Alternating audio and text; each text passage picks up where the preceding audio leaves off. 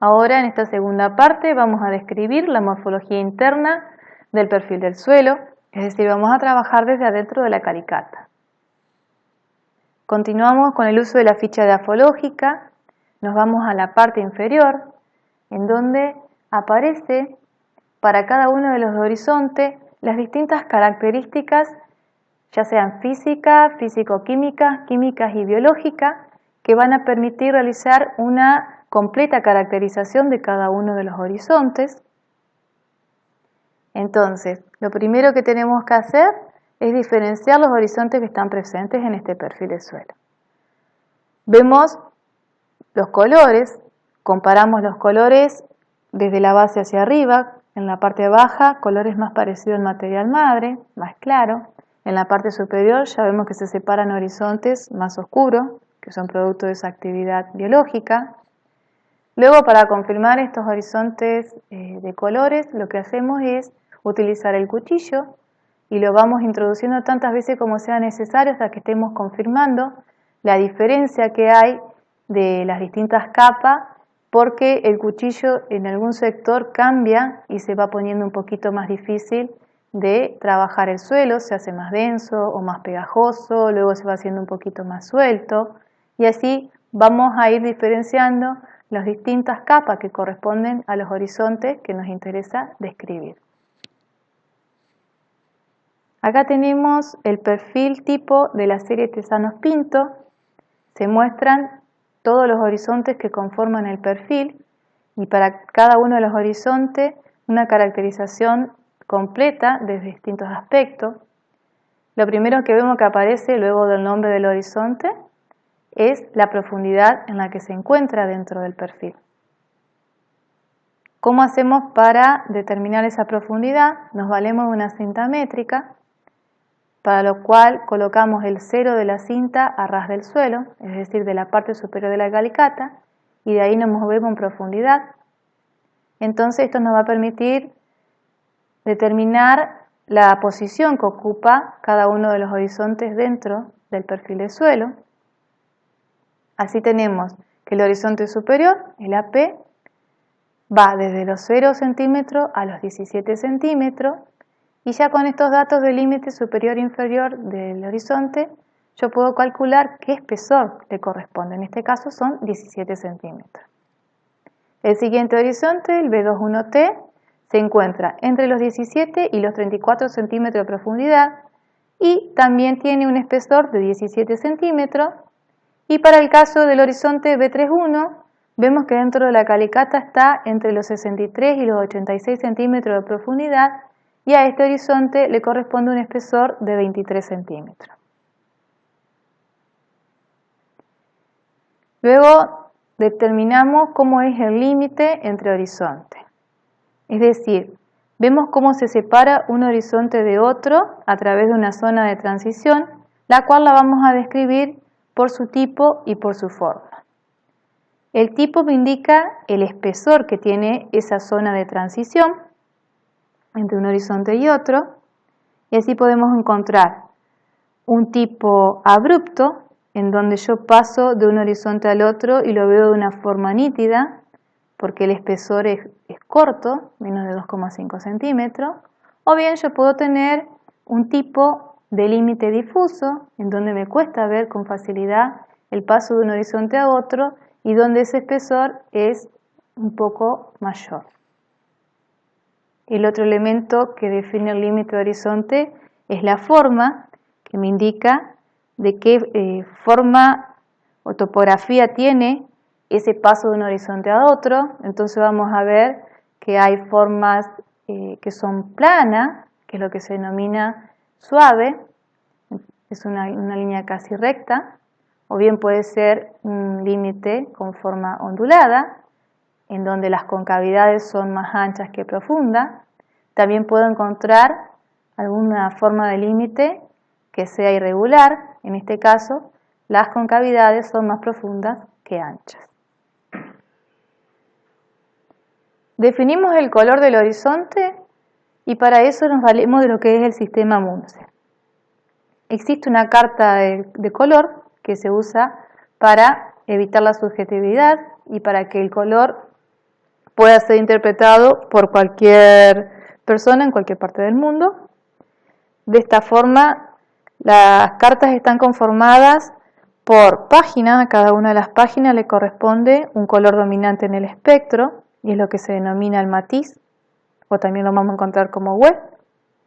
Existen 5 colores principales: rojo, verde, amarillo, azul y púrpura. Y también hay 5 colores intermedios, que son combinaciones, por ejemplo, un amarillo rojizo. El segundo elemento del color es el brillo o value, que me indica cuál es la luminosidad que tiene ese color, que vamos desde el más negro con un valor 0 hasta el más blanco con un valor de 10. Y el otro elemento que compone el color es el croma, que me da la intensidad o la saturación del color principal, que va desde el menos saturado, un valor de 0, hasta el más intenso o la máxima saturación, un valor de 8, en el caso de los suelos. ¿Cómo hacemos para determinar el color? Como vemos, cada una de las páginas de la carta tiene para cada color distintos tonos, y a su vez es una hoja que está perforada. Esto nos permite poder comparar, contrastar en la parte de atrás de la página con el agregado del suelo. Bien, puedo tomar un agregado con las manos y lo coloco detrás de cada uno de los agujeros hasta que yo logro coincidir los colores, el que más se parezca, el más aproximado, y luego procedo a la anotación. ¿Qué es lo que hacemos? Tenemos nuestra página de la carta de color, que corresponde a un color dominante, los distintos tonos en función de la luminosidad e intensidad, y en la parte de atrás me dice cuál es el nombre que corresponde a ese color. Yo tengo un suelo que, por ejemplo, nos tocó esta área dentro de la página, y para anotarlo comienzo con el matiz, que aparece acá en el extremo superior derecho, 10 IR, continúo con el value o la luminosidad, que la leo en el sentido de la fila, en este caso 3,5, y finalmente el croma, en el sentido de las columnas, que me da la intensidad del color. Ahora le corresponde un valor de 1. ¿Qué nombre le corresponde a esta combinación de color? Gris muy oscuro. ¿Cómo lo anoto yo en el horizonte? Como en color gris muy oscuro, 10 IR, 3,5/1 en estado húmedo. ¿Y por qué en estado húmedo? Fíjense cuál es la diferencia notoria cuando el suelo se encuentra seco y cómo ese color se intensifica cuando tiene un mayor contenido de humedad. Entonces lo que se realiza es la determinación del color en los estados húmedo y en estado seco. Y acá vemos cómo en estado húmedo el color es más oscuro, 3,5 respecto a 5 me da una idea de un color más oscuro.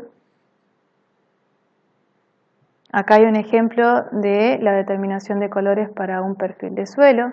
Fíjense cómo vamos de estos colores más negros, que en realidad es un 7,5 IR 2,5/1, hasta este 10 IR.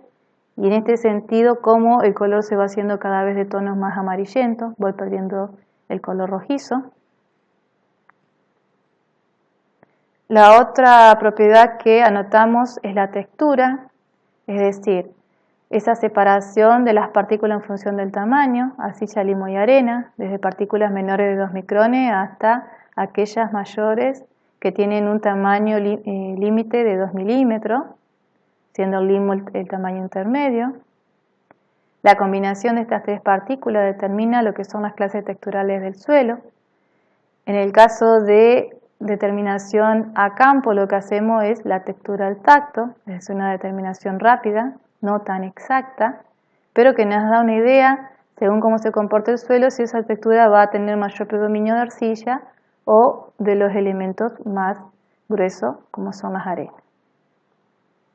Entonces, ¿qué hacemos? Trabajamos con el suelo entre las manos, determinamos la sensación al tacto si es más como un talco, que es un suelo limoso, más áspero, que corresponde a un suelo arenoso. Lo humedecemos y lo amasamos y vemos qué comportamiento tiene. Si tiene facilidad de formar y de mantener anillos, será más arcilloso. y si no tiene facilidades de mantener la forma o directamente no toma forma, será más arenoso o francoarenoso. La estructura, que es el ordenamiento de esas partículas primarias, limo, arena y arcilla, unidas entre sí para formar agregado, y los espacios porosos que quedan entre medio de los agregados. Y de la estructura lo que vamos a anotar es qué tipo, o sea, la forma que tiene. Para eso nos valemos de esta lámina, en donde nos facilita utilizar un símbolo para rellenar las columnas. Entonces, si estamos en el horizonte superior y tenemos una estructura tipo migajosa, anotaremos A1. Y si estamos en algún horizonte BT, anotaremos estructuras de los tipos prismática, por ejemplo, una P1. De la estructura también tenemos que describir la clase o el tamaño que presentan esos agregados. Para cada tipo de estructura vamos a tener un tamaño, ya sea fino, medio o grueso. También el grado de desarrollo que presentan esos agregados, es decir, un grado de desarrollo fuerte en donde los agregados se evidencian fácilmente a simple vista y que son duraderos, es decir, que cuando yo lo saco del horizonte y lo tomo con las manos no se van a desarmar, versus un grado de desarrollo más débil en donde apenas están formados y cuando yo los tomo del horizonte el suelo se desmorona. Entonces, la estructura, como la anotamos, por ejemplo, tenemos una estructura de forma prismas compuestos irregulares, anotamos un P3 con un tamaño medio y un grado de desarrollo débil. Esta estructura se denomina compuesta porque al ser débil, cuando yo la trabaje por los planos de debilidad o de fisuración, va a desarmarse y va a producir este tipo de estructura, que son bloques angulares, los cuales tienen un tamaño de medio fino y tienen un grado de desarrollo un poquito más avanzado, son moderados, es decir que son más evidentes la forma y dura un mayor tiempo. Si nos vamos al perfil, como vemos la estructura. Y en los horizontes superiores, donde tengo más actividad orgánica, esas estructuras más tipos migajosas o granulares. En los horizontes de acumulación de arcilla, en donde predominan este tipo de prismas, pero que también van a romper a bloque, entonces una estructura blocosa. Y en los horizontes inferiores, el horizonte C, en donde no han actuado los procesos formadores y no hay posibilidad de formar estructura, vamos a encontrar esta forma masiva. De la mano de la estructura tenemos la consistencia, es decir, esas fuerzas de adhesión y de cohesión que van a favorecer la unión de las partículas dentro de los agregados y que sea una unión más persistente y que tenga más resistencia la masa del suelo a ser deformada. La consistencia es un indicador del estado físico del suelo según el estado de humedad que el suelo tenga. Entonces la vamos a describir en distintos estados, en estado seco, húmedo y mojado. La consistencia en estado seco nos da idea de la dureza o de la fragilidad. Para definir la consistencia nosotros la trabajamos con la mano, colocamos el suelo entre el dedo pulgar y el índice y vamos haciendo presión. Si ese suelo se desgrana y se rompe fácilmente, va a tener una consistencia suelta, pero si hago una presión muy fuerte y no logro romperlo, la consistencia en estado seco va a ser extremadamente duro. Con un estado de humedad más cercano a capacidad de campo, vamos a trabajar lo que es la friabilidad, o sea, esa facilidad con la que se pueda desmenuzar el suelo, y vamos desde un estado suelto, pasando por un estado friable hasta firme, y en donde vamos aumentando también la presión para ver si se rompen esos agregados. Finalmente, en estado mojado, vamos a evaluar la consistencia, o sea, con un valor de humedad mayor a capacidad de campo. En estado mojado vemos por un lado lo que es la adhesividad, o sea, esa propiedad que tiene el suelo de adherirse a los objetos, a la herramienta, a la pala. Colocamos el suelo entre el dedo pulgar y el índice y lo separamos. Si se separa fácilmente y no se adhiere, es no adhesiva, y si cuesta separarlo y se estira entre el índice y el pulgar, es muy adhesivo. Lo otro que evaluamos de la consistencia en mojado es la plasticidad, es decir, esa propiedad de cambiar de forma cuando yo le hago presión al suelo, pero mantenerla cuando la dejo de presionar. En un estado 0 no va a tomar forma, y cuando estoy en un estado 3 de plasticidad, mantiene la forma y necesito mucha presión para deformarlo. Ya entrando en las propiedades físico-químicas, vamos a evaluar lo que es la reacción del suelo o el pH. Para eso nos valemos de un recipiente donde colocamos una porción de suelo, agregamos agua destilada, preparamos una solución de suelo y sobre la misma vamos a medir el pH. Podemos usar lo que son las cintas indicadoras, que son papeles que están impregnados con distintos reactivos que van a reaccionar al pH del ambiente en donde se ha introducido. Entonces ponemos la cinta dentro de la solución del suelo, la humedecemos apenas y vemos qué color toma. Hacemos la comparación con la escala que trae la caja de la cinta indicadora y donde hay coincidencia anotamos el valor del pH. Un principio similar es el uso del reactivo de llamada, que es una solución que contiene una mezcla de indicadores, los cuales también colocando unas gotas sobre la solución del suelo, vemos qué color toma cuando cae y reacciona, y comparando con una escala, por ejemplo, si la gota cuando cae forma un color amarillo, me está indicando que el valor del pH de ese horizonte es de 6. Los carbonatos de calcio, que en nuestros suelos nosotros tenemos una alta presencia por las formaciones geológicas, se pueden presentar tanto en la masa del suelo, o sea, en una forma difusa, que parecen como micelios de hongo, o también los podemos encontrar como las concreciones, es decir, esas concentraciones de carbonatos de calcio que están endurecidas y que pueden ser formas redondeadas o también ramificadas. ¿Cómo evaluamos la presencia del carbonato del calcio? Lo que se hace, se agrega una solución de ácido clorhídrico al 10% y evaluamos la efervescencia que se produce cuando reacciona el ácido clorhídrico con el carbonato.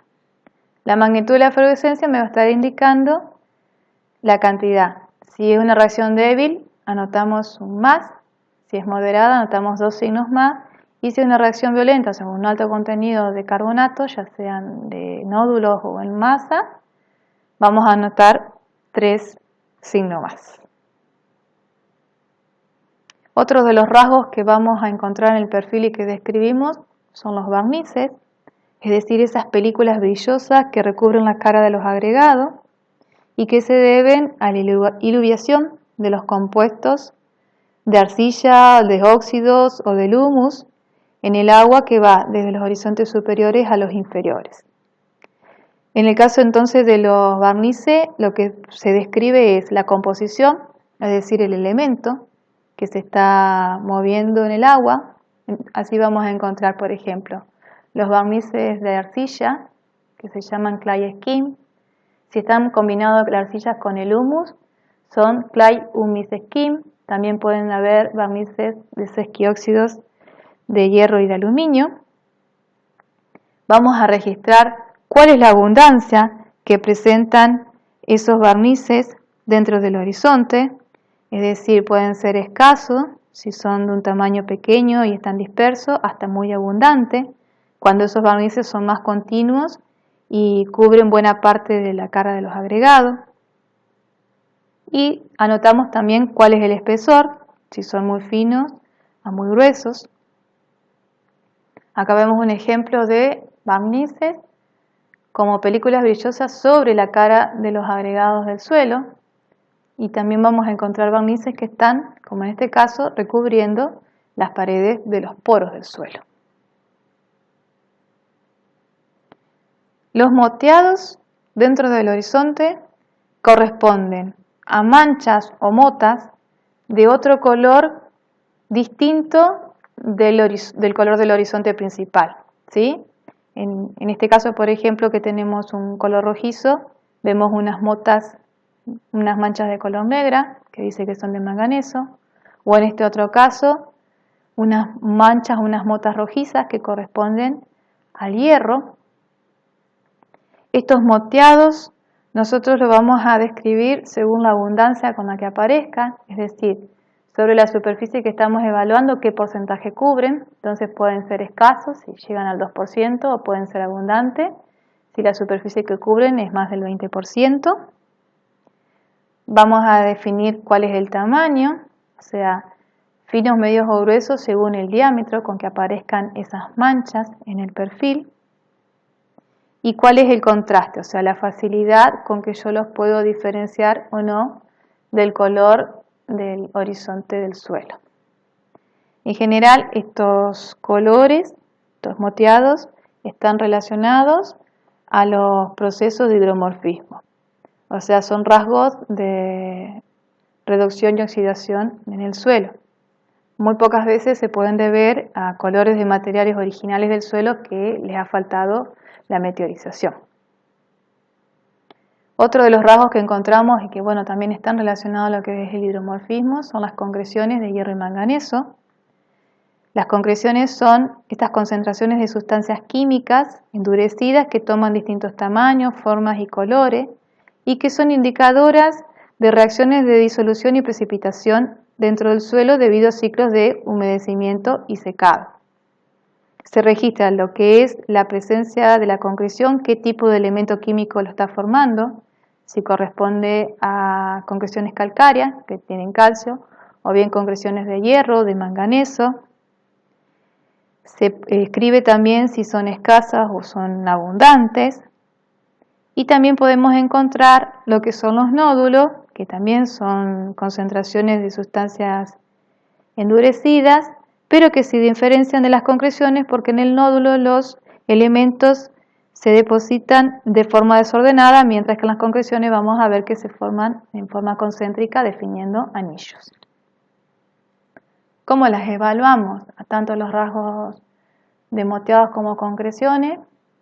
Las motas, por ejemplo, tenemos la carta de color, entonces en suelos que tienen más problemas de anaerobiosis, vamos hacia una carta de color con predominio de los amarillos verdosos. En cambio, si el suelo está más oxigenado, estamos en la zona más rojiza.